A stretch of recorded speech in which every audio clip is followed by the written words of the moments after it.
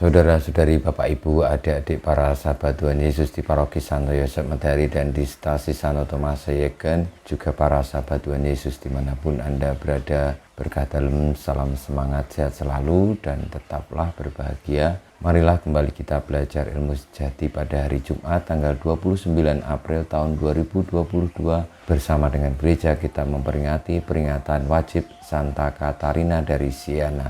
Marilah kita mengawali belajar ilmu sejati kita dengan berdoa dalam nama Bapa, Putra, dan Roh Kudus. Amin. Ya Allah, Engkau mengobarkan hati Santa Katarina dengan kasih ilahi setiap kali ia merenungkan sengsara Kristus dan melayani gerejamu. Semoga berkat doa dan permohonannya umatmu yang dipersatukan dengan misteri Kristus selalu bersuka cita memandang kemuliaannya. Dengan pengantaran Tuhan kami Yesus Kristus Putramu yang hidup dan berkuasa bersama Dikau dalam persatuan Roh Kudus Allah sepanjang segala masa. Amin. Para sahabat Tuhan Yesus, kita akan belajar ilmu sejati dari Injil Yesus Kristus menurut Yohanes bab 6 ayat 1 sampai dengan 15. Pada waktu itu Yesus berangkat ke seberang danau Galilea, yaitu danau Tiberias. Orang banyak berbondong-bondong mengikuti dia karena mereka melihat mukjizat-mukjizat penyembuhan yang diadakannya terhadap orang-orang sakit. Yesus naik ke atas gunung dan duduk di situ dengan murid-muridnya. Ketika itu Paskah, hari raya orang Yahudi, sudah dekat. Ketika Yesus memandang sekelilingnya dan melihat bahwa orang banyak berbondong-bondong datang kepadanya, berkatalah ia kepada Filipus, "Di manakah kita akan membeli roti sehingga mereka ini dapat makan?" Hal itu dikatakannya untuk mencobai dia, sebab ia sendiri tahu apa yang hendak dilakukannya. Jawab Filipus kepadanya, "Roti seharga 200 dinar tidak akan cukup untuk mereka ini, sekalipun masing-masing mendapat sepotong kecil saja." Seorang dari murid-muridnya, yaitu Andreas, saudara Simon Petrus, berkata kepadanya, "Di sini ada seorang anak yang membawa 5 roti jelai dan mempunyai 2 ikan. Tetapi apakah artinya itu untuk orang sebanyak ini?" Kata Yesus, "Suruhlah orang-orang itu duduk." Adapun di tempat itu banyak rumput, maka duduklah orang-orang itu, kira-kira 5.000 laki-laki banyaknya. Lalu Yesus mengambil roti itu, mengucap syukur, dan membagi-bagikannya kepada mereka yang duduk di situ.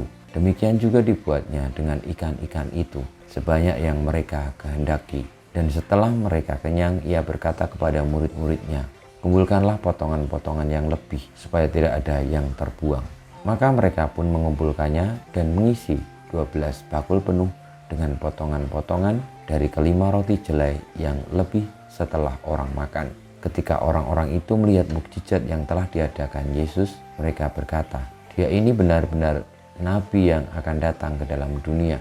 Karena Yesus tahu bahwa mereka akan datang dan hendak membawa dia dengan paksa untuk dijadikan raja, ia menyingkir lagi ke gunung seorang diri. Demikianlah sabda Tuhan, terpujilah Kristus. Para sahabat Tuhan Yesus yang terkasih, mukjizat penggandaan roti mengajarkan kepada kita bahwa misi utama dalam hidup ini adalah bagaimana kita menjadi bermakna, menjadi berdampak bagi sesama, demi keselamatan dan kebaikan sesama. Tuhan Yesus bertanya kepada para murid, bagaimana memberi orang-orang banyak yang datang hendak mendengarkan Tuhan Yesus dan melihat mukjizat yang Tuhan Yesus adakan itu dengan memberi mereka makan, bagaimana caranya supaya mereka bisa mendapatkan sesuatu untuk dimakan. Itu artinya Tuhan Yesus memberi pelajaran kepada para murid bahwa kita perlu peduli untuk kebaikan sesama, untuk keselamatan sesama kita. Dan itulah arti hidup yang sesungguhnya sebagai murid-murid Tuhan.